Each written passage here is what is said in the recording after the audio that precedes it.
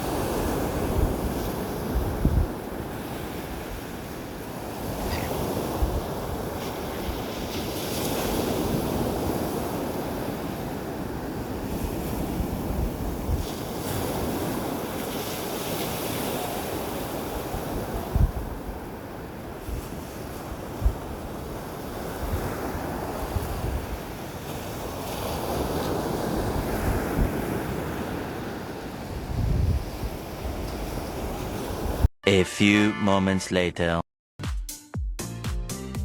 Oh no!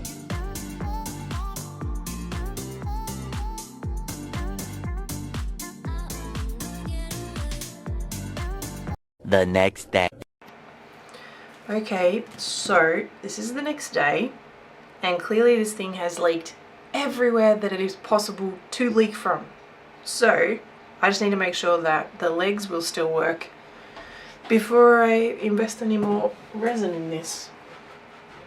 So it leaked here, and here, and here, and here. But the legs still work, so that's awesome. I can clean this up after I've finished everything, so that'll be fine. And we can get back to making more waves. Alright, let's do it.